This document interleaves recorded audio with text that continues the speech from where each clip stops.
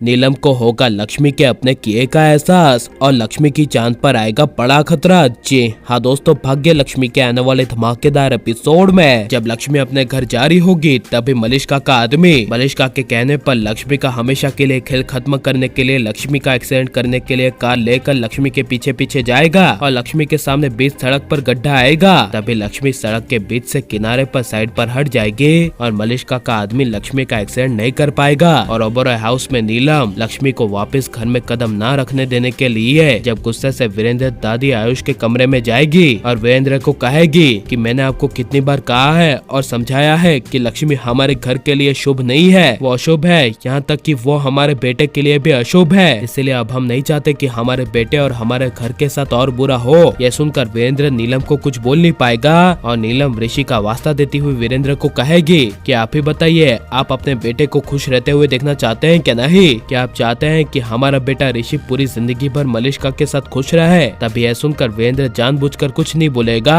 और नीलम गुस्से से नाटक करती हुई कहेगी ठीक है, अब मैं ही ये फैसला आप लोगों पर छोड़ती हूँ। अगर इस घर में लक्ष्मी कदम रखेगी और लक्ष्मी को इस घर में रखना है तो मैं इस घर को छोड़कर हमेशा के लिए चली जाऊंगी। बताइए आपके लिए क्या इम्पोर्टेंट है, मैं या वो 2% की लक्ष्मी? यह सुनकर वीरेंद्र नीलम को इनडायरेक्टली समझाते हुए कहेगा कि नीलम मेरी बात सुनो, अगर तुम्हें ये घर छोड़कर ही जाना है तो तुम अपनी मर्जी से जा सकती हो, वैसे भी तुमने नीलम हमेशा अपनी मर्जी की है। जिसे सुनकर नीलम को काफी बड़ा शौक लगेगा और जब वीरेंद्र नीलम को कहेगा कि लक्ष्मी इस घर में आएगी, जब तक ऋषि की एंगेजमेंट और शादी नहीं हो जाती तब तक ऋषि की पूरी शादी होने तक लक्ष्मी कुछ दिनों के लिए यहीं पर रहेगी और उन्हीं कुछ दिनों में अगर तुम लक्ष्मी को बर्दाश्त नहीं कर सकती तो उसके लिए तुम कुछ दिनों के लिए बाहर जा सकती हो। यह सुनकर नीलम के होश उड़ जाएंगे। इसी वजह से जब लक्ष्मी ऋषि के एंगेजमेंट और शादी के लिए घर आएगी और नीलम मलिष्का करिश्मा बुआ गुस्से से लक्ष्मी को देखेगी तभी मलिष्का अकेले में नीलम को ले जाएगी और नीलम से बात करती हुई मलिष्का रोने का नाटक करती हुई नीलम को कहेगी कि नीलम आंटी, आपने देखा नहीं किस तरह लक्ष्मी आ गई मेरी एंगेजमेंट मेरी शादी को रोकने,